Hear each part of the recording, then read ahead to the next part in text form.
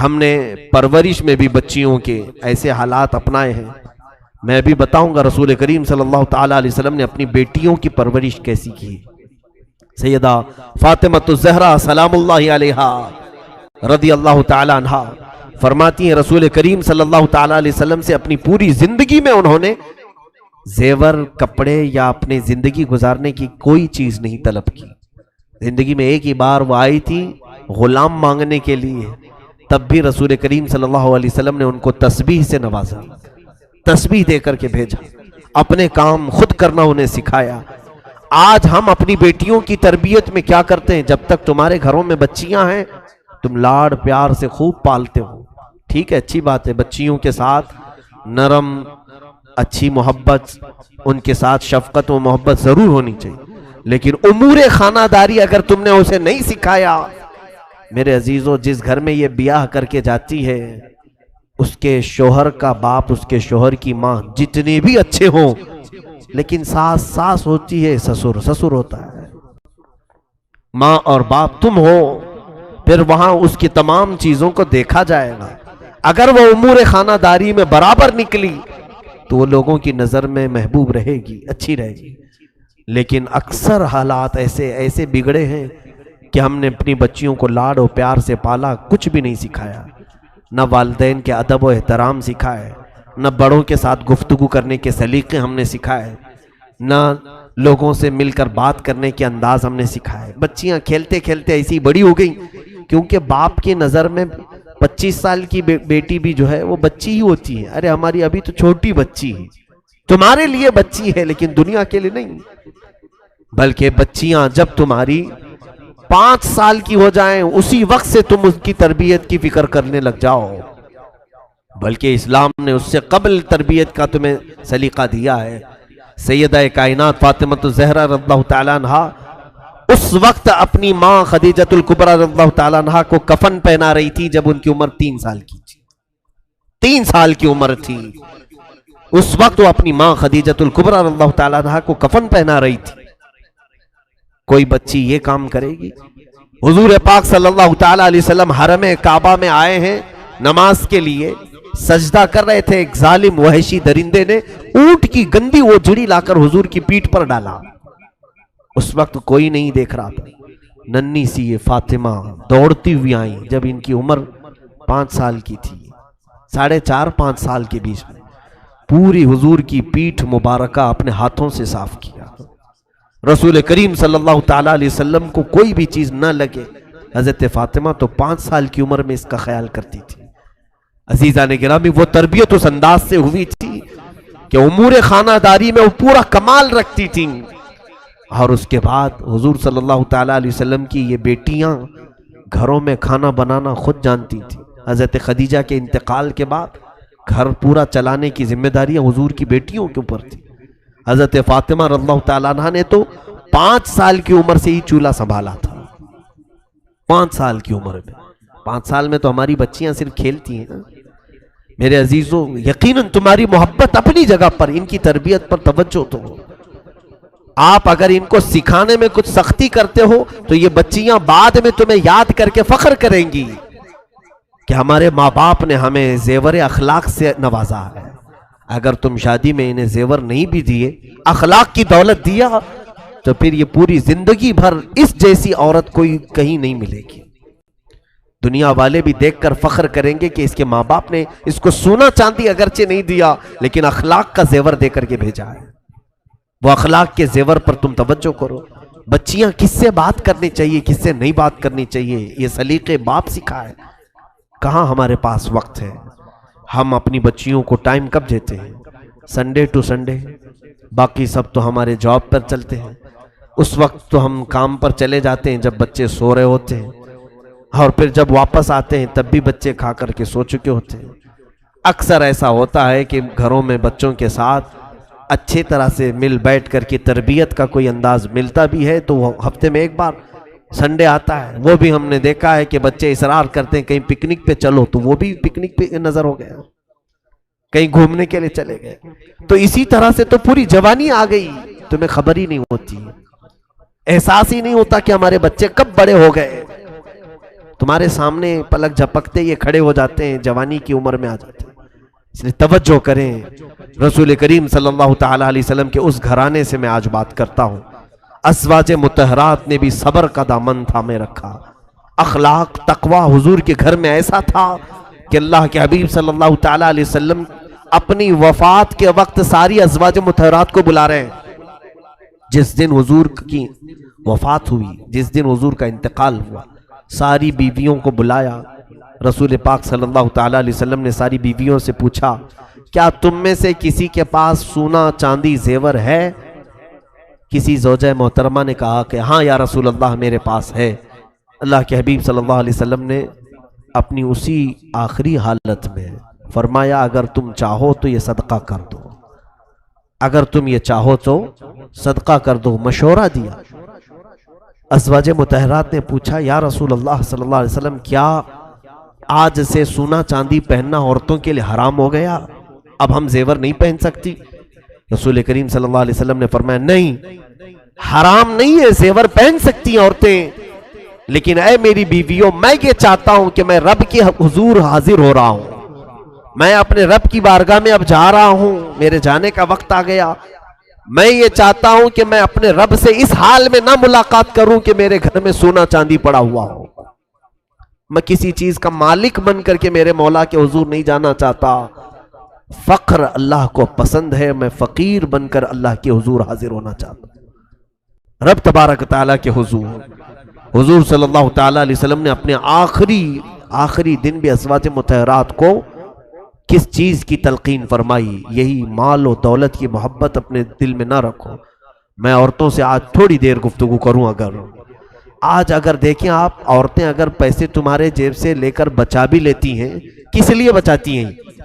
ان کے شوق کھانے پینے کے کم ہوتے ہیں، باہر جا کر کے اڑائیں، وہ چند ہوتی ہوں گی، لیکن اکثر عورتوں کا شوق سونا خریدنا ہے، چاندی خریدنا ہے. اور یہ کوڑی کوڑی جمع کر کے خرید بھی لیتی ہے. یا تو کسی کا شوہر اس کو فورس کر کے، یا ماں باپ کو فورس کر کے سونا چاندی جمع کرو. پہنو میری بچیوں، پہنو، زیور تمہارے لیے اللہ نے بنائے، زینت تمہارے لیے ہے، لیکن تمہاری کل زندگی زیور کے لیے نہیں ہے. تمہارا اصلی زیور تو تمہاری حیا ہے، تمہارے اخلاق تمہاری اصلی زیور ہے. یہ جو ہار ہے، یہ جو کانوں کی بالیاں ہیں، یہ چوڑیاں ہیں، یہ اگر ٹوٹ بھی گئی پھر دوبارہ کسی سونار کے پاس جاؤ بنا لو، یا پیسے مل جائیں تو پھر خرید لو. سونا چاندی آتے جاتے رہتے. ایک بار اگر تمہاری عزت کے زیور پر داغ لگ گیا، کوئی سونار اس کو ٹھیک کر کے نہیں دے گا. پھر کوئی بازار میں وہ حیا کا زیور نہیں ملے گا، جس حیا کے زیور کو آج یہ بازاروں میں بیچتے پھر رہی ہیں. بچیاں ہماری بہت ساری نا سمجھ ہیں، وہ دنیا کے اس بہاؤ میں بہ جاتی ہیں. جب دنیا یہ کہہ رہی ہے دوپٹے نکالو، اپنے بالوں کو لہراؤ، دکھاؤ لوگوں کو تم دکھانے والی چیز ہو. ان ظالموں نے تمہیں ننگا کرنے کی ٹھان لی ہے. آؤ میرے مصطفیٰ کریم صلی اللہ علیہ وسلم کی بارگاہ میں. تمہاری عزت اور تمہاری وقار کو اتنا بڑھایا ہے. اے میرے عزیزو، آج بھی ہم اپنی بچیوں کو، بیویوں کو، بہنوں کو کیا کالا نقاب نہیں پہناتے؟ وہی غلاف ڈالتے ہیں جس طرح کعبے پر کالا غلاف ڈالا گیا. عظمت والی چیزوں پر ہم پردہ ڈال کر رکھتے ہیں، عظمت والی چیزوں پر ہم غلاف ڈال کر کے رکھتے ہیں. ان عورتوں کو ہم نے مقدس سمجھا ہے، اس لیے اوڑھا کر کے رکھتے ہیں. یہ نہیں کہ ہم انہیں باندھ کر کے پابند کر کے رکھ رہے ہیں. تمہاری عزت، کیونکہ آج درندے ایسے ہیں کہ کوے کے سامنے گوشت رکھو اور پھر یہ کہو کوے کو شریف بننا چاہیے، وہ کیسے شریف بنے گا؟ آج یہی کہہ رہے ہیں نا. جب بھی ہم لباس کے بارے میں بات کرتے ہیں، کچھ ٹی وی کے اینکرز آ کر کے چلاتی ہیں کٹ لباس میں. آپ صرف لڑکیوں کو بولو، عورتوں کو بولو، مردوں کو کیوں نہیں کہتے کہ اپنی نگاہیں نیچے رکھیں؟ میرے عزیزو، قرآن تو بہت پہلے ہی فرمایا ہے کہ مردوں کو نگاہیں نیچی رکھیں. ساتھ میں تمہیں بھی کہا ہے کہ تم اپنی ساری چیزیں ڈھانک کر کے رکھو، اس لیے کہ نگاہیں نیچی شریف آدمی رکھے گا، اور شریر آدمی اور بدماش تو اپنی آنکھیں صرف اسی لیے پھیلاتا رہے گا کہ اسے کہاں چھیتڑے ملیں گے، کہاں اس کو غلاظت ملے گی. اور تم کووں کو اگر کہہ دو کہ شریف بن کر کے رہو، ہم گوشت اوپر کھلا رکھے ہوئے، کتنے کوے شریف نکلیں گے؟ کسی سے اگر تمہاری برادری ہو، تعلق ہو، تو وہ کوا ہو سکتا ہے گوشت چھوڑ کے چلا جائے، ورنہ تو کوے کے اندر ہرس ہے، لالچ ہے، وہ ٹھوک مارے گا، گوشت اٹھا لے جائے گا۔ آج ہماری بچیوں کے ساتھ جو ریپ کے کیسز بڑھتے جا رہے ہیں، اس کی ایک اہم وجہ یہ بھی ہے ان کا اظہار، ماڈرن کلچر۔ میرے عزیزو، میری یہ بات جو ہے نان مسلم بھی ایکسیپٹ کرتے ہیں، بہت سارے ہیں، بہت سارے جو مسلمان نہیں ہیں وہ بھی اس بات کو سراہتے ہیں۔ حقیقت ہمارا جو کلچر ہے، ہمارا جو مشرقی کلچر ہے، یہ اس میں الحمدللہ بہت عافیت ہے۔ اگر تم ماڈرن کلچر کی بات کر کے مغربی تہذیب کو لانا چاہتے ہو، ویسٹرن کلچر، تو اس میں تو یہ ہے کہ ماں کون ہے وہ بھی بچے کو معلوم نہیں، باپ کتنے ہیں وہ بھی معلوم نہیں۔ اس کلچر کو تم پسند کرتے ہو جہاں گدھے اور بیل، کتے اتنا نہیں زنا کرتے ہوں گے جتنا مرد اور عورتیں سڑکوں پر کرتے ہیں۔ کیا وہ کلچر تمہیں پسند ہے؟ جنگل کی طرح اگر جانوروں کی طرح جینا پسند ہے تو پھر معاشرے میں رہنے کا مطلب کیا ہے؟ میرے عزیزو، اسلام کے اقدار کو سمجھو۔ اسلام نے تمہیں عزتوں سے نوازا ہے۔ مرد یقیناً اپنی نگاہوں کی حفاظت کرے، لیکن بچیاں اپنے جسموں کو ڈھانکیں، اپنے جسموں کی نمائش نہ کریں۔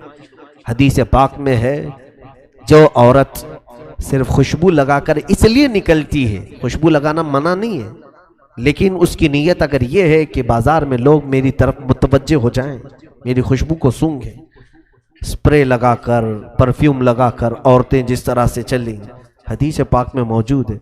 فرمایا رسول کریم صلی اللہ علیہ وسلم نے کہ وہ زنا کرنے والی عورت ہے، کہ اس نے لوگوں کو زنا کی دعوت دی، کتنوں کی خواہشوں کو بھڑکایا، کتنوں کی نگاہوں کو خراب کیا، یہ مرکز گناہ بن جاتی ہے۔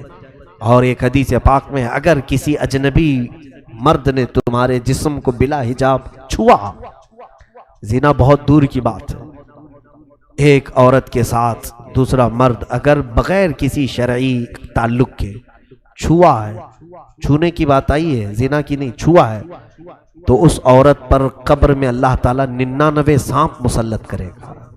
اس میں سے ایک سانپ اتنا قوت والا کہ وہ صرف پونچھ اگر پہاڑ پہ مارے تو پہاڑ پھٹ جائے گا، وہ اس عورت کی قبر پر سانپ مسلط کیے جائیں گے۔ تو اپنے جسم کو کسی کے حوالے ہرگز نہ کرو جب تک تمہارا نکاح نہ ہو جائے۔ اللہ تعالیٰ کی امانت ہو تم، ہماری بچیاں، یہ دین اسلام کی امانت ہے۔ بلکہ میں تو کہتا ہوں رسول پاک صلی اللہ تعالیٰ علیہ وسلم کی عزت تمہارے دوپٹوں کے ساتھ ہے۔ تم نے اگر نکال پھینکا تو لوگ صرف تمہارے نام کو نہیں کوسیں گے، سیدھے فاطمہ زہرا کی کنیز کو بھی کوسنا شروع کریں گے کہ یہ نام اس کا فاطمہ ہے، نام اس کا آمنہ ہے، نام اس کا خدیجہ ہے، لیکن اس کا تعلق اخلاق سے کوئی بھی نظر نہیں آتا۔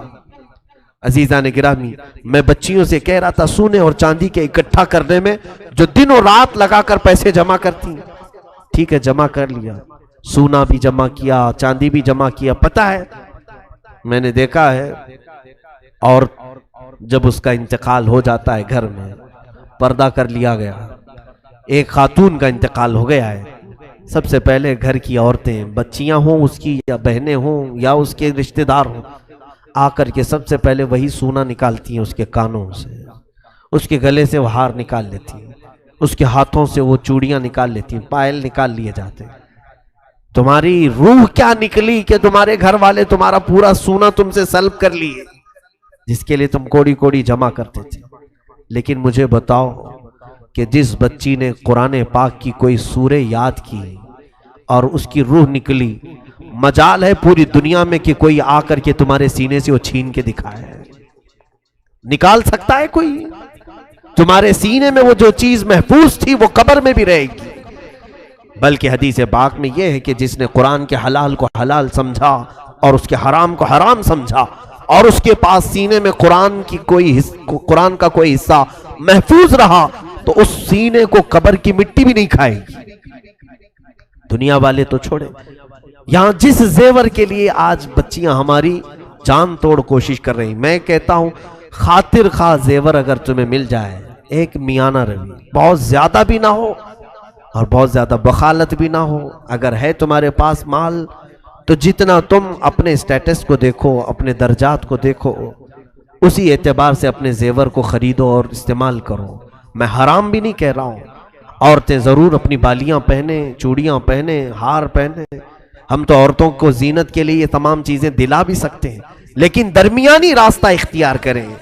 اس میں اتنا بھی زیادہ نہ ہو کہ کوئی غریب بچی دیکھ کر کے للچانے لگ جائے، کاش میرے پاس مال ہوتا میں بھی ایک بڑا ہار لے لیتی. ایسا بھی نہ ہو کہ کئی بچیاں ہمارے نکاح میں چلی جاتی ہیں، ان کے پاس ایک چھوٹی سی بالی بھی نہیں ہوتی کان کی. ان کے لیے ایسا وقت نہ آئے کہ تمہیں دیکھ کر کے وہ افسوس کرنے لگے. عزیزان گرامی، میانہ روی اختیار کریں، درمیانہ راستہ اختیار کریں. رسول کریم صلی اللہ تعالیٰ علیہ وسلم کے اس گھرانے میں کبھی ایسا ہوا ہے کہ حضور صلی اللہ تعالیٰ علیہ وسلم تشریف لائے ہیں، 3 دن تک 4 دن تک کسی بھی زوجہ مطہرہ کے گھر میں چولہا نہیں جلایا جاتا، کھانا ہی نہیں بنتا تھا. یا تو وہ روزے سے ہوتی ہو یا تو فاقے سے ہوتی ہو، لیکن شکایت کبھی نہیں کرتی. عورتیں یہ بھی سیکھیں کہ مرد کی تمام حالتیں ہمیشہ ایک طرح کی نہیں ہوتی. آج جب تمہارا نکاح ہوا تھا، تمہارا شوہر نوکری پر تھا، بزنس کرتا تھا، اچانک مندی آ گئی یا پھر اس کی نوکری چھوٹ گئی، تو کیا عورتیں اس مرد کو چھوڑ دیں گی؟ عورتیں اس مرد کو ہمیشہ کے لیے چھوڑ کر بھاگ جائیں گی کہ اب یہ کماتا نہیں ہے، کچھ پیسے نہیں لاتا ہے؟ ایسے کئی معاملات ہم نے بھی دیکھے ہیں. 25 سال کھلایا لیکن اب اس کی طاقت میں کمی آ گئی، کچھ تو ہوا جس کی وجہ سے اب کام کاج نہیں کرتا، تو عورتیں ہر جگہ جا کر کے شہرا کرتی ہیں، میرا شوہر ناکارہ ہے، نکما ہے، کچھ کام نہیں کرتا. بخاری شریف کی حدیث میں کل ہی پڑھ رہا تھا، رسول کریم صلی اللہ علیہ وسلم نے فرمایا، میں نے جہنم میں سب سے زیادہ عورتوں کو دیکھا.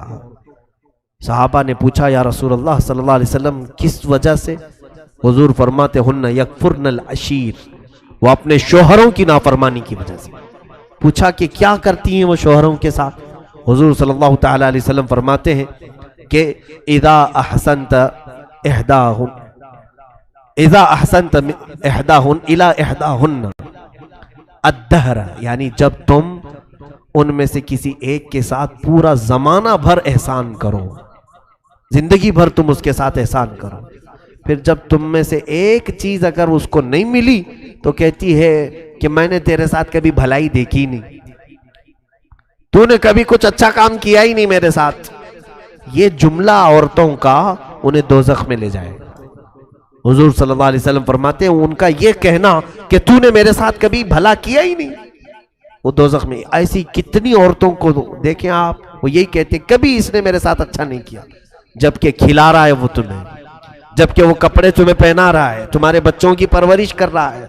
محض یہ ہے کہ تمہاری بہت زیادہ خواہشات کو اس نے پورا نہیں کیا. ایسے کئی واقعات ہمارے سامنے ہیں کہ غلط خواہشات عورتوں کی مردوں کو غلط راستے پر لے آتی ہیں.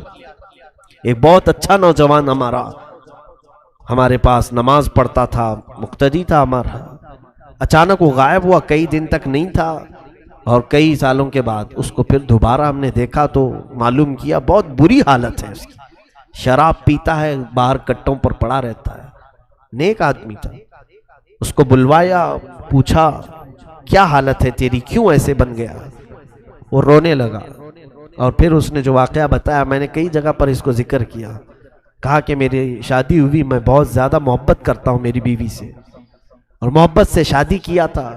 شادی کے بعد میری نوکری تھی اپنے ہی شہر میں، لیکن میری تنخواہ پوری نہیں ہو پاتی تھی. میری بیوی کے جو خواہشات تھے میں اس کو پورا نہیں کر پاتا تھا. میری بیوی کے لیے پھر مجھے اپنا شہر چھوڑ کر بنگلور جانا پڑا. میں نے کوئی بڑی نوکری کی تلاش کی، وہاں پہنچا. وہاں پہنچ کر کے جب میں کمانے لگا، تھوڑی زیادہ پیسے ملے اور بھیجتا تھا، لیکن گھر میں مہینہ ہونے سے پہلے ہی وہ سارے پیسے خرچ ہو جاتے ہیں. پھر اخراجات کے لیے میری بیوی مجھے پتہ نہیں کیسے کیسے تانے مارتی. تو پھر ایسا ہوا کہ میں قرض لینا شروع کیا، قرض میں بھی ڈوبا.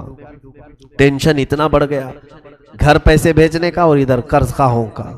اس اثنا میں سگریٹ پینے لگا. لوگوں نے کہا کہ سگریٹ پئیں گے تو تھوڑا سا ٹینشن کم ہوتا ہے. پیتے پیتے یہاں تک عادت لگ گئی کہ نوکری جس میں جاتا تھا وہاں کی نوکری بھی چھوٹ گئی. تو غم کی وجہ سے دوست ملے ایسے کہ انہوں نے شراب کی لت لگا دی اور شراب پی کر کے رات بھر پتہ ہی نہیں چلتا تھا کہ کون سی نوکری کون سی بیوی، سب ختم۔ اور اس کے بعد حالت ایسی ہو گئی کہ شراب پی پی کر کے اس کے پھیپھڑے خراب ہو گئے، اس کے گردے سڑنے کو آ گئے، اتنی کثرت سے اس نے پی۔ عمر اس کی 35 سال کی عمر میں اتنے ساری چیزیں کر لیا۔ خیر اس کے بعد اس کی حالت صحیح ہوئی تھوڑی سی، لیکن اس خاتون کے متعلق میں نے نصیحتاً اس کے گھر بھی بھیجا کہ آپ ہمارے اسلام سے تعلق رکھنے والی میری بہن، ایک مرد کے بگاڑنے میں یا اس کے بگڑنے میں تمہاری خواہشات کا بڑا رول ہے۔ کاش اگر تم اس کو یہ کہتی کہ شراب اور سگریٹ کو ہاتھ مت لگانا، چاہے مجھے آدھی ہی روٹی کیوں نہ بھیجو، اگر یہ کہتی تو شاید تیرا شوہر آج اس طرح سے گردوں کی بیماری میں نہیں ہوتا۔ آج اس کی بیماری پر کوئی دیکھنے والا نہیں ہے اور واویلا کرتی پھرتی ہے کہ مجھے مسکین بنا ڈالا، کم عمر میں مجھے ایسی نوبت پر لے آیا۔ یہ ساری وجہیں عورتیں کبھی کبھار بن جاتی ہیں۔ میں خواتین سے ضرور کہوں گا کہ اپنے شوہروں سے طلب کریں، تم محبت کے ساتھ ساری چیزیں طلب کرو، لیکن اتنا پریشر نہ ڈالو کہ وہ حرام کاموں کی طرف چلا جائے، اتنا پریشر نہ ڈالو کہ وہ تمہارا شوہر حلال کو چھوڑ کر کے پھر ڈاکہ زنی کرنے لگ جائے، چوری کرنے لگ جائے۔ ظاہر سی بات ہے، جس شوہر کی آمدنی 1000 روپے ہو، تم 5000 کا میک اپ سیٹ مانگو گی تو چوری کر کے لائے گا نا، یا تو پھر کسی کو ٹوپی پہنائے گا، دھوکہ دے گا، یا تو پھر قرضہ لے کر کے آئے گا، شریف آدمی بھی ہو۔ یہ خواہشات اتنی زیادہ نہ ہو، بلکہ اسلامی لمٹ اور شریعت کے دائرے میں رہ کر کے ایک معاشرتی زندگی بہترین انداز میں گزار سکتے ہیں۔ وہ زندگی آؤ میرے مصطفیٰ کریم صلی اللہ علیہ وسلم کے گھر والوں میں، آقا کونین صلی اللہ تعالیٰ علیہ وسلم۔ ایک بات سن لیجئے آپ، حضرت ابو ہریرہ کہتے ہیں، سیدنا ابو ہریرہ رضی اللہ تعالیٰ، یہ کون سے صحابی؟ اصحاب صفہ میں سے، جو 70 صحابہ حضور کی مسجد میں ہمیشہ رہتے تھے، گھر بار چھوڑ کر کے آئے اور صدقے پر یہ چلتے تھے، جو کچھ بھی ان کو صدقہ آتا تھا وہی کھاتے تھے۔ ایک بار 2 دن تک کچھ بھی نہیں آیا۔ حضرت ابو ہریرہ کہتے ہیں میں نے پیٹ پر رسی باندھ لیا کہ پیٹ کھلا رہتا ہے تو بھوک زیادہ لگتی ہے، ٹائٹ کر لو تو بھوک کم لگتی تھی۔ پھر میں نکلا جا کر کے حضور کو دکھاؤں، اسی اثنا میں حضور اپنے حجرے سے باہر نکل رہے تھے۔ میں نے کہا کہ یا رسول اللہ صلی اللہ علیہ وسلم، اصحاب صفہ میں 2 دن سے کوئی صدقہ ہی نہیں آیا، نہ کھجوریں نہ دودھ، اور میرا پیٹ جو ہے بھوک کی شدت کی وجہ سے سکڑتا جا رہا ہے۔ اللہ کے حبیب صلی اللہ تعالیٰ علیہ وسلم نے اپنا جبہ اٹھا کر کے دکھایا۔ حضرت ابو ہریرہ کہتے ہیں حضور نے بھی رسی سے 2 پتھر باندھے تھے۔ کہا ابو ہریرہ میں نے بھی 3 دن سے تو کچھ بھی نہیں کھایا۔ اللہ کے حبیب صلی اللہ تعالیٰ علیہ وسلم کا یہ فرمان سن کر حضرت ابو ہریرہ کہتے ہیں مجھے بڑی شرمندگی ہوئی، میں نے کیوں ذکر کیا، لیکن میرے آقا صلی اللہ علیہ وسلم نے فرمایا ابو ہریرہ چلو تمہیں بھوکا نہیں چھوڑوں گا، ساتھ میں چلو۔ نکلے، دوپہر کا وقت تھا، دیکھا باہر مسجد نبوی کے حضرت ابو بکر اور حضرت عمر بھی آئے ہوئے تھے۔ حضور نے ان سے پوچھا کہ کیسے باہر آنا ہوا؟ وہ دونوں بھی اپنا پیٹ پکڑ کر کہہ رہے تھے یا رسول اللہ بھوک نے ہمیں باہر لایا۔ حضرت ابو بکر تو یہ کہہ رہے تھے بھوک شدت کی لگی ہے تو اس وقت باہر کیوں آئے؟ کہا چہرے رسول دیکھتے ہیں تو بھوک ختم ہوتی ہے۔ رسول کریم صلی اللہ تعالیٰ علیہ وسلم کے چہرے پاک کو دیکھ کر بھوک کو کم کرنا، یہ وہ صحابہ جو پوری دنیا پر حکمرانی کر چکے، یعنی عدل و انصاف کے اعتبار سے یہ صحابہ فاقہ میں رہتے تھے، اور حضور صلی اللہ علیہ وسلم نے ان تینوں کو لے کر ایک جگہ کی طرف کا قصد فرمایا اور حضور سیدھے حضرت ابو ایوب انصاری کے مکان پر آئے۔ یہ میزبان رسول ہیں، جس وقت میرے آقا مدینے میں اترے تھے تب بھی پہلے ان کے ہی گھر پہ اترے۔ حضور صلی اللہ تعالیٰ علیہ وسلم ان کے گھر پر سیدھے اندر آئے، کہا ابو ایوب ہیں؟ ان کی بیوی نے کہا باہر گئے ہیں کام پر۔ کہا گھر میں کچھ کھانا ہے؟ ان کی بیوی کہنے لگی ابھی تو کچھ بنا نہیں۔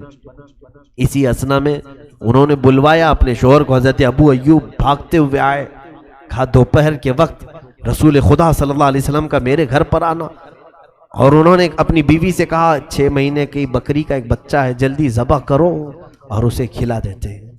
انہوں نے بکری کو ذبح کیا، رسول کریم صلی اللہ تعالیٰ علیہ وسلم کے لیے سالن بنا. کتنے لوگ تھے؟ ابو بکر، عمر، حضرت ابو ہریرہ رضی اللہ تعالیٰ عنہ. حضور صلی اللہ تعالیٰ علیہ وسلم دسترخوان پر بیٹھے ہیں، سالن بنا. حضرت ابو ہریرہ فرماتے ہیں اس گوشت کے سالن کی خوشبو آدھی بھوک ختم کر چکی تھی.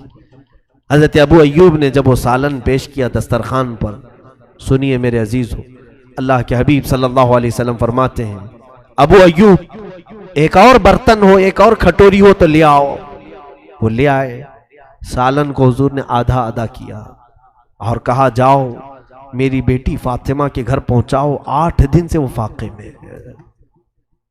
فاطمہ کا 9واں دن ہے آج فاقے کا. حضور پاک صلی اللہ تعالیٰ علیہ وسلم کی لخت جگر سیدہ کائنات، لیکن انہوں نے احساس تک نہیں ہونے دیا. حضرت ابو ہریرہ کہتے ہیں اصحاب صفہ کا جو چبوترا تھا کہاں ہے جانتے؟ حضرت فاطمہ کے گھر سے لگ کر کے تھا، جہاں یہ اصحاب صفہ بیٹھتے ہیں بی بی فاطمہ کے گھر سے لگ کر کے تھا. حضرت ابو ہریرہ کہتے ہیں 9واں دن فاطمہ کے فاقے کا ہے، ہم 2 دن میں صبر نہ کھا کر باہر نکل آئے، فاطمہ کے گھر سے چوں کی آواز تک نہیں آتی تھی. وہاں حسنین کریمین بھی پل رہے ہیں، مولا علی شیر خدا بھی ہیں. ان کا مسجد میں آنا جانا کسی کو احساس تک نہیں دلاتا تھا کہ گھر میں کوئی چیز کی کمی ہے. یہ اہل بیت کا گھرانہ ہے میرے عزیزوں. جتنے بھی ان کے تذکرے کیے جائیں وہ کم ہے. انہوں نے پوری دنیا کو جینے کا ایک مزاج دیا ہے. آج سب سے زیادہ اگر ہم اپنے اندر کی خرابیاں ختم کر سکتے ہیں تو 2 چیزیں، قناعت اختیار کرو، جتنا ملے اس پر صبر، اس کو قناعت کہتے ہیں. آج رب تبارک و تعالیٰ نے مجھے جو دیا ہے یہ بہت ہے، کافی ہے. یہ ایک بار کہہ کر کے تو دیکھو، مولا تعالیٰ بے انتہا پھر تمہیں نوازتا ہی رہے گا. ہر بندہ یہ کیا کہتا ہے، ابھی بس نہیں ہوا. ارے اتنے سے تھوڑی نہ چلتا ہے. ایک نوکری کرنے والا پھر آ کر کے کہتا ہے حضرت اور ایک نوکری کرنا چاہتا ہوں خالی ٹائم میں. کہا اتنے سے کافی نہیں ہو رہا ہے. کہاں اتنے سے ہو پائے گا، ممبئی کی مہنگائی ہے، جبکہ کھانا پانی ساری چیزیں چل رہی ہیں. قناعت کرنا کا اگر تمہارے اندر مزاج پیدا ہو گیا تو یہی تمہارے اسی انکم کو اللہ تعالیٰ اتنی بڑی بنائے گا کہ تم اپنا گھر چلا کر کے بھی کئی لوگوں کو قرضے دیتے رہو گے. برکت اس کا نام ہے، برکت کثرت کا نام نہیں. آپ اگر یہ سوچ کر کے بیٹھے ہوئے کہ اگر آپ کی تنخواہ آج 25,000 ہے اور پڑوسی کی تنخواہ 1 لاکھ ہے تو یہ مت کہنا کیا برکت ہے اس کے گھر. برکت نہیں، اس کے گھر میں کثرت ہے. کثرت یعنی بہت زیادہ ہے. زیادہ ہونے کو برکت نہیں کہتے. اگر تم 25,000 میں کھا پی کر کے کسی کے محتاج نہیں تو اس 1 لاکھ سے تمہارے 25 بہتر ہے، تمہارے پاس برکت ہے. تو یہ چیز اللہ کی بارگاہ میں طلب کرو کہ مولا جتنا تو عطا کرے اس پر مجھے صبر عطا کر. یا عورتیں بھی، مرد بھی، بچے بھی. بچوں کی تربیت میں ایک خاص عنصر یہ جو ہمارا ہوتا ہے، یہ ضروری نہیں کہ تمہارے بچے جو بھی طلب کریں فوراً اس کو حاضر کر دو. یہ ہم لوگ چاہتے ہیں نا. کچھ لوگ تو کہتے ہیں ہماری کمائی آخر ہے کس کے لیے، انہی کے لیے تو ہے، جو مانگے وہ لا کر کے دے دو، جو طلب کرے وہ لا کر کے دے دو. یہ بری خصلت بچوں میں ہم نے ڈالی. اس کے بعد ہوتا یہ ہے کہ باپ سے تو مانگ سکتے ہیں لیکن پھر بعد میں دوسروں سے جب یہ وہی چیز مانگنے لگ جاتے ہیں ان کے منہ بگڑ جاتے ہیں. کیسی عورت ہے یہ کہ صرف مانگتی رہتی ہے، منہ کھلتا ہی رہتا ہے. کیوں؟ اس کا قصور کیا ہے؟ آج وہ شوہر سے جو مانگ رہی ہے اس کی عادت اس کے باپ نے ڈال کر رکھی تھی. وہ بار بار پوچھتی تھی، باپ ہر چیز لا کر کے دے دیتا تھا. کبھی کبھار بچیوں کو یہ بھی صبر سکھائیں. جیسے رسول کریم صلی اللہ علیہ وسلم چاہتے تو اپنی بیٹی کو 1 نہیں 10 خادم دے سکتے تھے. میری فاطمہ عیش سے زندگی گزارے. بدر کے قیدی غلام بنا کر کے دیے جا رہے تھے، حضرت فاطمہ کو حضور 10 غلام دے سکتے. اور صحابہ کو اعتراض کیا ہوتا؟ جنتی خواتین کی سردار کے گھر میں اگر 10 خادم کام کر رہے ہیں، فخر سے کام کر سکتے تھے. لیکن حضور نے کیا کہہ کر کے بھیجا؟ فاطمہ جاؤ صبر کرو، تھکن زیادہ ہو جائے تو رات میں تسبیح پڑھو. کبھی کبھار بچیوں کو یہ بھی تلقین کرو. ہر دن اگر اچھے کھانے کی عادت ہمارے پاس ہے تو جان بوجھ کر کے کبھی ہلکا کھانا انہیں کھلانے کی عادت ڈالو تاکہ برے اوقات میں انہیں صبر کرنے کا سلیقہ آ جائے، برے اوقات میں ان کو صبر کرنے کا طریقہ آ جائے. مجھے بات یاد آتی ہے، میں میری تعریف کے لیے نہیں کہہ رہا ہوں، بچپن میں خود ہمارے گھر کی حالت ایسی کہ الحمدللہ ہمیں کبھی کسی چیز کی کمی نہیں ہونے دی. میرے والد محترم بڑے عالم دین تھے، لیکن کئی اوقات ایسے ہوتے کہ ہماری والدہ کو یا بہنوں کو کچن میں جانے سے روک دیتے کہ آج کھانا نہیں بنے گا، کوئی کھانا نہیں بنائیں گے. باقی سارے لوگ کیا کھائیں گے؟ سارے لوگوں کو چوڑا ہوتا ہے، اس میں کیلا پیس کر کے وہی کھلا دیتے. سخت ترین ہوتا، چبانے کے لیے کتنا ٹائم لگ جاتا. یہ آج ہمیں احساس ہوتا ہے کہ کبھی کبھار یہ سخت چیزیں بھی ان کے حلق سے اتارو تاکہ زندگی گزارنے کے ان کو سلیقے آ جائیں. کیونکہ وقت زندگی میں ہمیشہ ایک طرح نہیں ہوتا. کبھی تم سب لٹ گئے، اگر کہیں تمہارے اوپر اچانک غریبی آ گئی تو یہ جو چٹخارے لگے ہوئے زبان کے پھر کیا کرو گے؟ روز اچھے کھانے کے جو مزے لگے ہوئے ہیں، اچانک اگر تمہارے پاس مال نہیں ہوگا تو پھر شیطان تمہارے اندر یہ کوشش کرنے کی یہ عادت ڈالنے کی کوشش کرے گا کہ چلو فلاں جگہ چوری کر لو تو تمہاری زبان کو سکون مل جائے گا. پھر آدمی اپنی لذتوں کے لیے یا تو کسی کو دھوکہ دیتا ہے یا چوری کرتا ہے. حتیٰ کہ کئی ایسے لوگ آج دنیا میں ہیں جو اپنے جسم بیچنے کا کاروبار بھی صرف اس لیے کر رہے ہیں کہ ان کی خواہشات بڑی ہیں، ان کی خواہشات زیادہ ہیں. اسی لیے قرآن پاک میں اللہ نے فرمایا ارأیت من اتخذ الہہ ہوا، اے محبوب آپ نے نہیں دیکھا ان لوگوں کو جنہوں نے اپنی خواہشات کو ہی اپنا خدا بنا لیا ہے. بہت سارے لوگ ہیں ایسے جنہوں نے اپنی خواہشات کو خدا بنا لیا ہے. میری خواہش اگر آج رات فلاں جگہ جانے کی ہے تو میں جا کر کے رہوں گا، کوئی مجھے نہیں روک سکتا. خدا کے لیے جو کام جس طرح بندہ کرتا ہے ویسے کچھ لوگ اپنی خواہشات کے لیے کرتے ہیں، اپنی خواہشات کے لیے سب کو چھوڑتے ہیں. ماں باپ چلاتے رہے رات بھر، نہیں میری خواہش ہے آج جانا ہے تو جانا ہے. یہ کئی لوگوں کی جو خواہشات ہیں انہوں نے اپنی خواہشات کو خدا بنا لیا. اور اللہ تعالیٰ کیا فرماتا ہے؟ رب تعالیٰ اپنے حبیب صلی اللہ تعالیٰ علیہ وسلم کو فرماتا ہے کہ اے نبی آپ ایسے لوگوں کی حمایت کریں گے؟ ہرگز نہ کرنا ایسے لوگوں کی حمایت، ایسے لوگوں کی حمایت نہ کریں. حضور کو اللہ تعالیٰ منع فرما رہا ہے جو صرف خواہش کے پیچھے لگے رہتے ہیں، صرف خواہش کے پیچھے. قربان کرو میرے عزیزوں، کچھ چیزوں میں صبر کرنا سیکھو. سیدہ کائنات فاطمہ الزہرا رضی اللہ تعالیٰ عنہا حضور صلی اللہ تعالیٰ علیہ وسلم کی وہ لخت جگر ہیں کہ یہودی عورتوں نے ایک بار پلان بنایا. فاطمہ کے جسم پر جو کپڑے ہوتے ہیں وہ پیوند لگے ہوتے ہیں، کپڑوں پہ بھی پیوند لگا رہتا تھا. رسول خدا کی بیٹی ہیں.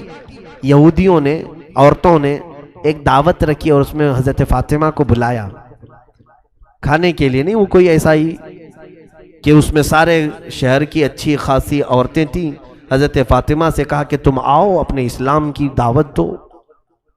تو اس غرض سے حضرت فاطمہ کو بلائے، لیکن ان کی نیت کیا تھی کہ حضرت فاطمہ کے لباس پر سارے لوگ ہنسیں. رسول خدا کی بیٹی کیسا لباس پہن کے آئی، اس کے پاس پہننے کو لباس تک نہیں ہے. حضرت فاطمہ نے منظور کر لیا، میں آؤں گی جہاں اسلام کی بات ہوگی، رسول کریم صلی اللہ تعالیٰ علیہ وسلم کے دین کی بات ہوگی. رات کو جب نکلنے لگی، اللہ اکبر، روایت میں ہے کہ حضرت فاطمہ الزہرا رضی اللہ تعالیٰ عنہا کے گھر جنتی لباس آیا. جبرائیل امین کے ذریعے سے حضرت فاطمہ کو حضور نے پیش کیا. حضرت فاطمہ وہ جوڑا پہن کر کے آئی ہیں. اللہ اکبر. عورتیں بتاتی ہیں کہ وہ اندھیرے کمرے میں آئے تو پورا روشنی ہو چکی تھی. ویسا لباس ہم نے نہ کبھی سنا تھا نہ دیکھا تھا. پوچھا فاطمہ سے کہ فاطمہ ہم تو آج کسی فنکشن یا دعوت کے لیے نہیں بلائے تھے، ہم تو صرف تمہارے لباس کا مذاق اڑانے کے لیے آج دعوت دیے تھے، یہ لباس تمہارے جسم پر آیا کیسے؟ حضرت فاطمہ نے کہا او خواتین، جب کوئی اللہ والوں کا مذاق اڑانا چاہے اللہ تعالیٰ ان کے منہ پر ایسے رد کے لیے لباس اتارتا ہے کہ پھر دنیا میں ان کا کوئی جواب نہیں ہوتا. رسول کریم صلی اللہ تعالیٰ علیہ وسلم کی اس لخت جگر کو اللہ عز و جل نے جنتی لباس اتارا، ان کے گھر میں جنتی دسترخوان اترا. حتیٰ کہ اس گھرانے کی حالت یہ تھی کہ حضور صلی اللہ تعالیٰ علیہ وسلم حضرت فاطمہ کے گھر میں بیٹھے ہیں، اچانک مسکرانے لگے. پوچھا یا رسول اللہ صلی اللہ علیہ وسلم مسکرانے کی وجہ کیا ہے؟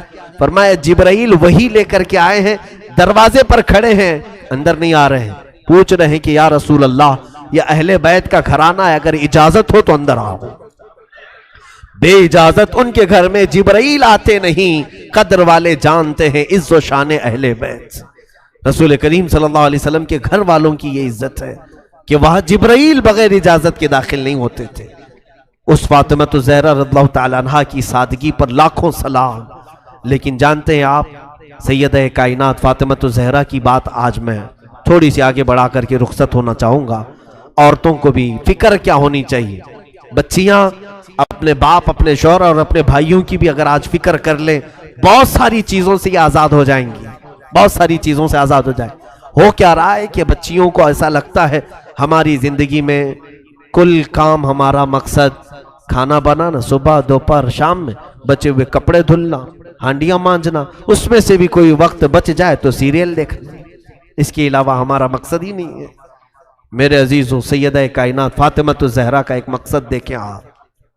جانتے ہیں آپ رسول کریم صلی اللہ علیہ وسلم کی اس دختر نیک اختر جن کی ہمیشہ تمنا کیا رہتی تھی، فرماتی ہیں حضور صلی اللہ تعالیٰ علیہ وسلم نے جب حضرت علی سے ان کا نکاح طے کیا تو مہر مقرر کرنے کے لیے حضور نے خود ان سے مشورہ کیا، حضرت فاطمہ سے۔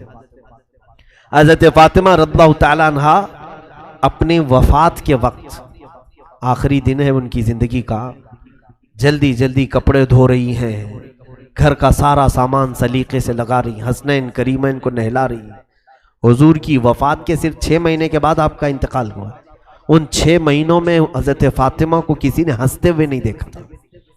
6 مہینے کے بعد حضرت فاطمہ الزہرا رضی اللہ تعالیٰ عنہ حسنین کریمین کو سارے کام کروا کر کے دے رہی۔ حضرت علی جلدی اندر داخل ہوئے، پوچھا کہ فاطمہ آج یہ اتنی تیزی سے کام کیوں ہو رہے ہیں؟ کہا میرے شوہر نامدار رفیق حیات، میں چاہتی ہوں کہ حسنین کریمین کو آخری بار اپنے ہاتھوں سے نہلاؤں دھلاؤں، مجھے معلوم نہیں کہ میرے بعد انہیں اب کون پہنائے گا، مجھے لگتا ہے کہ میری زندگی کی آخری ساعتیں آ گئی۔ تو حضرت علی نے غمناک لہجے میں دیکھا تو حضرت فاطمہ اندر گئیں، ایک طاق میں سے ایک چٹی لے آئی، کہا کہ یہ چٹی کھولنا مت، میرا انتقال ہو جائے تو میری قبر میں ہی میرے سرہانے پر رکھ دینا، دفن کر دینا اس کو۔ مولا علی شیر خدا رضی اللہ تعالیٰ عنہ اپنی اس رفیق حیات سے ہمیشہ راضی رہے، ہمیشہ راضی رہے۔ حضرت فاطمہ سے کہتے فاطمہ کیا یہ راز مجھے بھی نہیں بتاؤ، اس چٹی میں کیا ہے، کیا لکھا ہوا ہے؟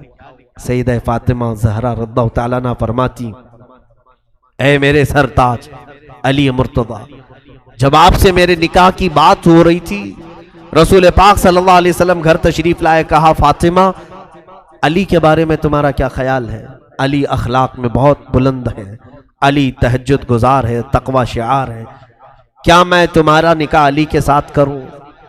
اور مہر میں علی کو میں نے 400 مسقال چاندی کی بات کی ہے، کیا تم اس بات سے راضی ہو؟ باپ اپنی بیٹیوں سے پوچھے نکاح کے متعلق، یہ بھی سنت مصطفیٰ ہے۔ حضور صلی اللہ تعالیٰ علیہ وسلم نے جب یہ ذکر کیا، سیدہ کائنات فاطمہ الزہرا نے عرض کیا آقا علی سے نکاح تو منظور ہے لیکن مہر یہ منظور نہیں، مہر یہ کم ہے، 400 مسقال اس زمانے کے بہت ہو جاتے ہیں۔ رسول پاک صلی اللہ تعالیٰ علیہ وسلم نے فرمایا اے فاطمہ تم مہر میں کیا چاہتی ہو بتاؤ، میں علی سے مطالبہ کروں۔ حضرت فاطمہ پوچھتی ہیں یا رسول اللہ صلی اللہ علیہ وسلم کیا یہ میرا نکاح اللہ کی مرضی سے ہو رہا ہے؟ حضور صلی اللہ علیہ وسلم نے فرمایا ہاں فاطمہ، میں نے خواب میں دیکھا ہے اللہ رب العزت کا حکم ہے کہ میں اپنی بیٹی کا نکاح فاطمہ کا نکاح علی کے ساتھ کروں۔ تب حضرت فاطمہ کہتی ہیں تب تو پھر مہر زیادہ ہو، اللہ رب العزت اس نکاح کا معاملہ فرما رہا ہے تو اے رسول پاک صلی اللہ علیہ وسلم 400 مسقال چاندی نہیں۔ پھر پوچھا کیا مہر چاہیے؟ حضرت فاطمہ کہتی یا رسول اللہ صلی اللہ علیہ وسلم رب تعالیٰ سے آپ گزارش فرمائیں کہ علی کا نکاح فاطمہ سے اس مہر پر ہو کہ رسول پاک کی امت کی بخشش لکھ دی جائے، آپ کی امت کی مغفرت لکھی جائے۔ حضور پاک صلی اللہ علیہ وسلم آپ دیدہ ہو گئے، آپ دیدہ ہو گئے، رب تعالیٰ کے حضور سجدے میں گر گئے، اے رب ذوالجلال، فاطمہ میری امت کی بخشش کا سوال کر رہی ہے، مہر میں اسے یہ چاہیے۔ روایات یہ بتاتی ہیں کہ اللہ رب العزت کی طرف سے حکم ہوا کہ اپنا سر اٹھائیں، آپ کی آدھی امت کی بخشش فاطمہ کا مہر ٹھہرا۔ حضور پاک صلی اللہ علیہ وسلم سے حضرت فاطمہ کہتی ہیں میں نے وہ لکھوا لیا تھا چٹھی میں تاکہ بروز قیامت میں میرے رب سے میرے حبیب کی امت کی بخشش کا سوال کروں۔ اے علی، اس چٹھی میں اس کے علاوہ اور کچھ بھی نہیں ہے۔ یہ فاطمہ الزہرا رضی اللہ تعالیٰ عنہا کی سوچ ہے۔ اے میرے عزیزو، ہم کون ہیں جو میرے آقا کی امت کی خبر رکھتے ہوں؟ ہم میں سے کس کو یہ طلب ہے کہ رسول پاک کی امت گڑھے میں گرنے سے بچ جائے؟ یہاں تو گڑھے کھودے جا رہے ہیں، جتنے گرے تو اچھے ہیں۔ ہم میں سے کون یہ چیز کی خواہش رکھتا ہے؟ خود میرے آقا صلی اللہ علیہ وسلم فرماتے من لم یہتم بامرنا فلیس منا، جس نے اس حال میں صبح کی کہ میری امت کی بھلائی کا نہیں سوچا، وہ میری امت میں سے نہیں ہے۔ آج کیا یہ دردناک حالات ہمیں بیدار نہیں کرتے؟ کوئی ہم میں سے یہ دعا نہیں کرتا کہ اے اللہ اب امت کا بھلا کر دے؟ ہمارے نوجوان نسل جس راہ پر جا رہی ہے، ہم آنکھیں دیکھ دیکھ کر کے تاڑ تاڑ کر کے بھی اس کے متعلق نہ دعا کرتے ہیں نہ اس کے اصلاح کی کوشش کرتے ہیں۔ وہ حضرت فاطمہ تھی جو گھبرا جاتی تھی، کیونکہ انہیں معلوم تھا کہ حضور کو اگر کوئی ایک درد ستاتا ہے تو وہ امت کی فکر کا درد ہے، امت کا غم ہے، امت کی بخشش کا درد۔ جب مدینہ طیبہ میں واقعہ ہوا کہ صحابہ نے کہا اچانک حضور پاک نظر نہیں آ رہے ہیں، صحابہ بے قرار ہو کر ڈھونڈنے لگے کہ آقا ہیں کہاں؟ ایک صحابی نے پا لیا حضور مدینے کے نواح میں دور کسی ایک جنگل کے پاس سجدے میں ہیں، اور حضرت ابو بکر وہاں ڈھونڈتے ہوئے پہنچے۔ ایک بکریاں چرانے والا گزر رہا تھا، پوچھا کیا میرے آقا کو تو نے دیکھا ہے؟ رسول پاک صلی اللہ تعالیٰ علیہ وسلم ہمیں کئی لمحے ہو گئے نظر نہیں آ رہے۔ اس چرواہے نے کہا میں نہیں جانتا تمہارا نبی کون ہے، تمہارا آقا کون ہے، ہاں البتہ اس پہاڑ کے پیچھے کوئی ایک آدمی اتنا رو رہا ہے کہ اس کے رونے کی آواز سے میری بکریوں نے کھانا چھوڑ دیا ہے، چارہ چھوڑ دیا ہے۔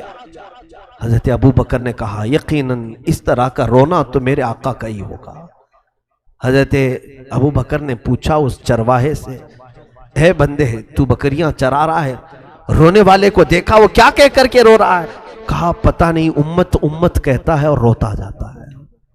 حضرت ابو بکر بے اختیار روتے ہوئے قریب آئے۔ سید الانبیاء صلی اللہ تعالیٰ علیہ وسلم کے آنسوؤں سے زمین تر تھی، کہہ رہے تھے میرے آقا رب ذوالجلال کے حضور، اے مولا میری امت کو میرے حوالے کر دے، میری امت کو میرے حوالے کر دے، میری امت بڑی بھولی ہے، وہ مجھے نہیں پہچانتی۔ سچ فرمایا آقا، اپنے آپ کی امت آپ کو کہاں پہچان رہی ہے؟ آج ہم نے دوسروں کو پہچان لیا، اپنے نبی کونین صلی اللہ تعالیٰ علیہ وسلم کو پہچاننے سے دور بھاگتے ہیں۔ بتانے کے لیے اگر کوئی کوشش بھی کرے تو ہمارے اخلاق ایسے ہیں، ہم حضور کو سننا نہیں چاہ رہے ہیں۔ دیکھو آج ہمارے گھروں میں جا کر بچوں کو اٹھا کر کے پوچھو، ہر فلمی ہیرو کا بایو ڈاٹا اسے یاد ہوگا، کون کہاں رہتا ہے، کون کیسی ایکٹنگ کرتا ہے، کس کے کتنے فلم ہیں، سارے اسے یاد ہیں۔ اسے اگر میرے آقا کی ذات کے بارے میں پوچھو تو کچھ بھی نہیں جانتا، کچھ نہیں جانتا۔ صحابہ کے بعد دیگرے وہاں آئے، سبوں نے درخواست کی کہ آقا سر مبارک کو اٹھائیں، سجدہ اتنا طویل ہو گیا تو جسم پر تکلیف ہو جائے گی۔ حضور پاک صلی اللہ تعالیٰ علیہ وسلم اسی طرح سجدے میں ہیں۔ تو اس کے بعد صحابہ نے کہا کہ حضور کسی کی بھی بات پر سر نہیں اٹھاتے، مشورہ یہی طے پایا کہ حضرت فاطمہ کو بلایا جائے، اگر حضرت فاطمہ کہیں گی تو حضور ضرور سر اٹھائیں گے۔ سبوں نے جا کر کے سیدہ کے گھر یہ درخواست کی کہ اللہ کے حبیب تمہارے بابا سر جو سجدے میں رکھیں اٹھاتے نہیں، بے اختیار روتے جا رہے ہیں۔ سیدہ حجاب کے ساتھ آئیں، پردے کے ساتھ آئیں، سارے لوگ ہٹ گئے۔ رسول پاک صلی اللہ علیہ وسلم کے کندھے پر ہاتھ رکھتی ہیں، کہتی ہیں بابا آپ کی فاطمہ آئی ہے، آپ سر اٹھائیں۔ رسول کریم صلی اللہ علیہ وسلم اسی حالت میں سر رکھے ہوئے تھے۔ ہم گنہگاروں کی تسبیح، آج ہم سجدے میں جاتے ہیں تو اپنی مطلب کی مانگنے کے لیے جاتے ہیں۔ ہم تو سجدوں میں یہی کہتے ہیں نا مولا مجھے یہ دے دے، مجھے یہ دے دے۔ وہ رسول پاک ہم جیسے نکموں کو مانگ رہے تھے. مولا بعد میں آنے والی امت میرے حوالے کر. قربان جاؤ اس نبی کے سجدوں پر کہ ہم کو حضور نے سجدوں میں مانگا ہے. سیدہ فاطمہ کی بار بار اصرار پر حضور نے سر نہیں اٹھایا. سیدہ کائنات نے صرف اتنا کہا یا رسول اللہ صلی اللہ علیہ وسلم، فاطمہ آپ سے وعدہ کرتی ہے آج کے بعد سے مولا تعالیٰ جتنی بھی مجھے حیات دے گا، جب تک کی زندگی دے گا، قسم ہے رب ذوالجلال کی، فاطمہ کوئی رات نہیں سوئے گی صرف آپ کی امت کی بخشش کی دعا کرے گی. صرف میں آپ کی امت کی بخشش کی دعا کروں گی. حضور پاک نے جب ان سے یہ سنا تو اپنا سر اٹھایا. فاطمہ کو دیکھا کہ میری امت کی بخشش کا درد یہ بھی رکھتی ہے. میرے عزیزو، ایک بیٹی کی ذمہ داری یہ بھی ہوتی ہے کہ وہ اپنے باپ کی فکروں میں ساتھ دے. باپ جس طرح کی فکر میں ہے اسی فکر میں وہ لگے. رسول کریم صلی اللہ تعالیٰ علیہ وسلم کی اس لخت جگر نے امت کا بوجھ اپنے اوپر اٹھایا. اور پھر روایات یہ بتاتی ہیں رات کے بعد وہ خود سجدے میں جاتی تھیں تو ادھر بلال حبشی کی اذان ہو جاتی تھی فجر کی، تب تک وہ سجدے میں رہتی تھی.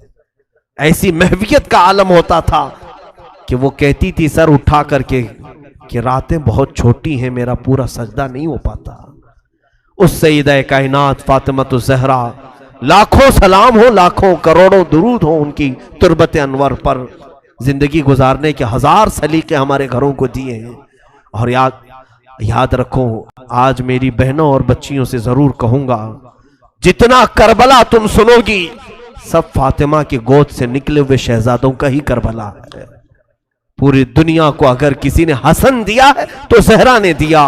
پوری دنیا کو امامت کا بادشاہ حسین اگر دیا ہے تو فاطمہ نے دیا ہے. پیر سے اپنے جھولا جھولاتی تھی، ہاتھ سے روٹیاں بناتی تھی، ہاتھ سے روٹیاں بناتے پیر سے جھولا جھولاتی. اس جھولا جھولانے کے وقت بھی کئی آیتیں ہیں پڑھتی رہتی تھی. طٰہٰ ما انزلنا علیک القرآن لتشقیٰ، کبھی یاسین والقرآن الحکیم. یہ قرآن کی صورتیں تلاوت ہو رہی ہیں، حسنین کریمین کو جھولے جھلائے جا رہے ہیں. یہاں تو ہم گانے فلاں فلاں چیزیں گا کر کے بچوں کو سلانے کی عادت ڈالتے ہیں. حسنین کریمین نے تو اپنی ماں سے قرآن کی لوریاں سنی ہیں. رسول کریم صلی اللہ تعالیٰ علیہ وسلم کا یہ گھرانہ جو پورے دین اسلام کو بچانے کا ضامن ہے. دیکھیں آپ حضور جب نجران کے عیسائیوں کے ساتھ مقابلے کے لیے بھی چلے تھے تو انہی گھر والوں کو لے کر چلے تھے. میں کل اہل بیت کے ذکر میں عرض کروں گا، سیدہ ظاہرہ طیبہ طاہرہ جان احمد کی راحت پہ لاکھوں سلام. یہ دنیا سے گئی بھی ہے تو اس شان سے گئی ہے. حضرت علی سے وصیت کیا تھا کہ اے علی میری موت ہو جائے تو زیادہ شہرا مت کرنا. میں نے اپنے پردے کی بڑی پابندی کی ہے، رات کے وقت جنازہ نکالو تاکہ جنازے پر بھی کسی غیر مرد کی نظر نہ پڑے. کل ملا کر روایات صحیحہ یہ بتاتی ہیں کہ آپ کے جنازے میں اور آپ کے قبر کے دفن میں 8 لوگ تھے، وہ صرف خاندان والے تھے. حضرت علی، حسن حسین رضی اللہ تعالیٰ عنہ، حضرت عباس رضی اللہ تعالیٰ عنہ اور دیگر کچھ صاحب جو اہل بیت میں سے تھے. یہی لوگ رہے. سیدہ فاطمہ الزہرا رضی اللہ تعالیٰ عنہا کو رات کے وقت دفن کیا گیا. اب آخری حدیث سن لو میرے آقا صلی اللہ علیہ وسلم. قربان جاؤ میری بچیوں، آج اگر تم یہ کوشش کر لو کہ کل میں فاطمہ زہرا کی چادر کے سائے تلے قیامت میں اٹھائی جاؤں، اتنی بھی اگر تمہاری خواہش ہو تو مبارک ہو تمہیں. حدیث سن لو مجھ سے. میرے آقا صلی اللہ علیہ وسلم نے فرمایا قیامت کا منظر ہوگا، اہل محشر اپنے حساب کتاب میں مصروف ہوں گے، سب کا حساب کتاب چل رہا ہوگا. تپتی ہوئی گرمی، وہ تانبے پیتل کی زمین، لوگوں میں نفسا نفسی کا عالم. اچانک ایک منادی، ایک فرشتہ اعلان کرے گا یا اہل محشر غضوا ابصارکم فإن فاطمہ بنت محمد تمر الی الجنہ. اے محشر کے میدان میں کھڑے ہونے والے لوگوں، سب اپنی نگاہیں نیچی کر لو، اس لیے کہ محمد عربی صلی اللہ علیہ وسلم کی بیٹی فاطمہ جنت کی طرف جا رہی ہے. 70,000 عورتوں کے جھرمٹ میں حضرت فاطمہ جنت میں جا رہی ہوں گی. قیامت کے دن بھی حکم ہوگا کہ نگاہیں نیچی کرو، نگاہیں نیچی کرو. شان والی فاطمہ جا رہی ہے، رسول پاک کی گھر والی جا رہی ہے. میرے عزیزوں، آج بچیوں کو یہ واقعات سنائیں، اپنی بہنوں کو یہ سیرتیں سنائیں، تاکہ ان کے اندر عفت، حیا اور جذبہ حجاب پیدا ہو۔ بے حیا عورتوں کے قصے سناؤ گے تو بے حیا بنیں گی، گندے سیریل اور گندے فلموں کو دکھاؤ گے تو ویسے ہی بننے کی عادتیں آئیں گی۔ کبھی کبھار میں عورتوں سے گزارش کروں گا، پوری زندگی ٹی وی پر نہ گزاریں، تھوڑا کبھی کبھار سیرت فاطمہ کو پڑھ لیا کریں، رسول کریم صلی اللہ علیہ وسلم کے گھر والیوں کی سیرت پڑھ لیا کریں۔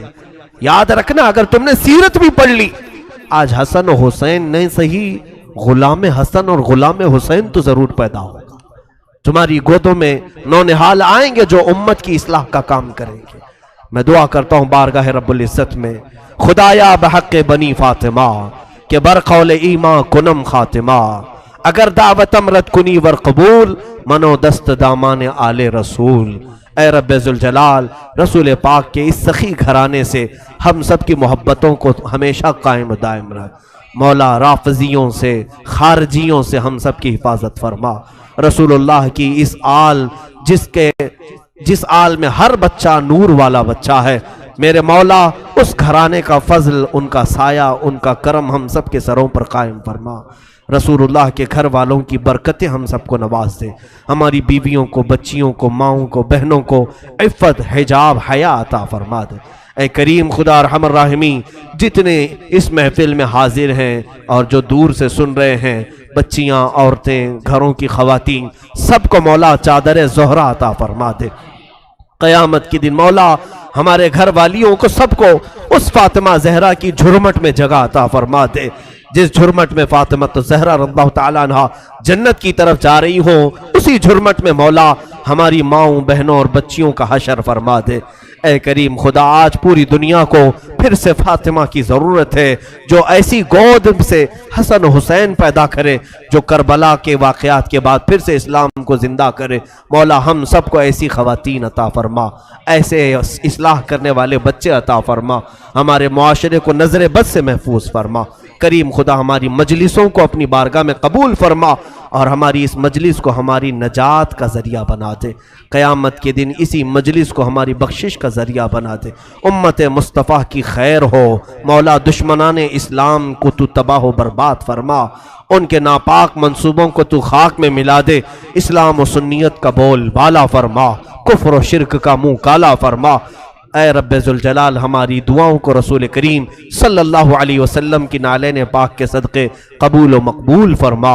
وصلی اللہ تعالی علی خیر خلقہ محمد و آلہ و اصحابہ اجمعین، وآخر دعوانا الحمدللہ رب العالمین۔